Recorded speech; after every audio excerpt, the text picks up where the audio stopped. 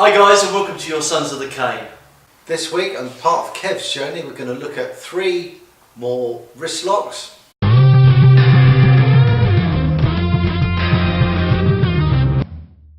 Click subscribe for new videos Wednesdays and Saturdays. Okay, we're looking at the first technique, but when we talk about inline and cross line.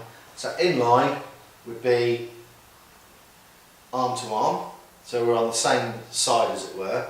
Cross line is when I'm going across the body to grab the opposite wrist. So this one, first one, we call it the salute, and it's cross line. So what I've done is I've grabbed Kev's wrist, so I'm trying to control him or restrain him or whatever I want to do. What he's going to do is rotate his hand up like he's going to give me a salute. So his palm is out, his thumb is up, and he's going to bring his fingers to his forehead like he's going to salute. He's then going to turn his palm towards me and curl his fingers over my wrist. To reinforce the lock, what he's going to do is put his other hand on top of my fingers. I now cannot move, and the trick to this one is to roll the fingertips and roll them into your abdomen or your centre, and the lock goes on. Okay? So what we're doing, I've got a firm grip here. So he's going to use his core to lift his palm up and rotate slightly to the side. Rotating the fingers, clamping down, clamping my fingers down, and again rotating into his abdomen, and I'm tapping out. Once you have that technique, we can actually add what we call an enhancer. So if any of you have done Tai Chi and understand the pushing waves principle, so as I'm doing this, as he's doing this motion, he's actually rocking his body and he's actually getting more effect on.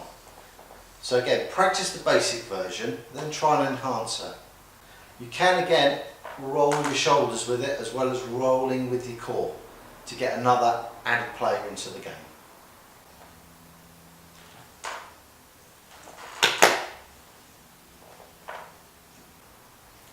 Right, the second one we're going to use is what we call the figure of 4. So this will be from a downward strike. So this will be something coming in like a bottle or a knife, and we've got, again going back to our red belt syllabus, we've got an upper block. He's got a nice strong position. I'm well away from his head. His other hand is coming up. He's coming behind my elbow, and what he's going to do is roll that forward. Then his fingers are going to clamp onto his forearm, hence the figure 4 position, and he's going to push that forward, rotating at the joint, and ideally popping at the shoulder. Difficult technique to do seated. So again, down, so he's taking the technique, break on my grip, twist it down and apply force. Okay. So it doesn't matter which arm you use to block. The important thing is to protect yourself. It's coming in again, rolling through, and the technique on. Okay, difficult from a seated position, but the principle works for either arm when you're blocking. Also with this technique, if Chris grabs me, I'm halfway there. Hand comes over, and it's a push-pull. Doing it slowly, hand comes down, breaks the elbow, hand comes under. You've already got your sort of position to start with. Roll forward, grab, and down. So this technique can be used, somebody's pointing, aggressive. So the hand comes underneath and you're grabbing the meat of the thumb with your fingers. And all you're going to do is rotate your hand and pull it in towards your abdomen. So as you're twisting, you're pulling it in. Okay?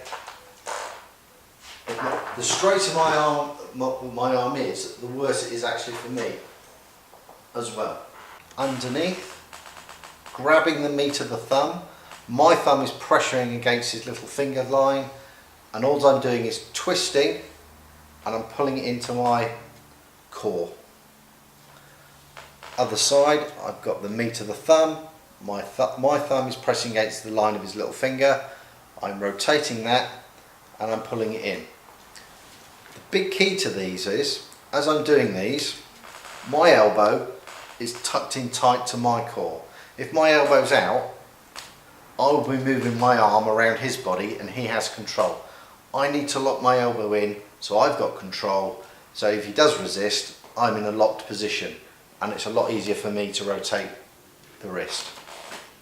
So with this one, easy way, both of you put your palms up facing each other, and a simple way to train for this, cross line, come underneath, grab the thumb, come underneath, grab the thumb, and if you remember from the red belt syllabus where we had our Soto Uke block, this is just an adaptation of that. So if you want to train in this one, underneath, grab the thumb,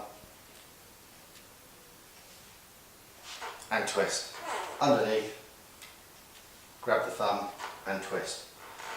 Slight variant on that, so if I'm here, I've got it, I can do the same motion but hook it under the elbow and I've got the same twist.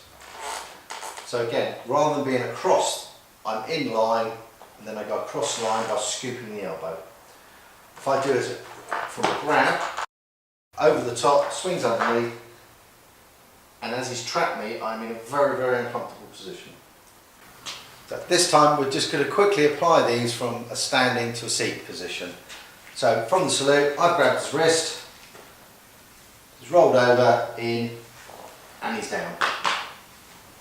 Figure of 4, coming down, locked, rolled, and he's broken my balance, I'm gone.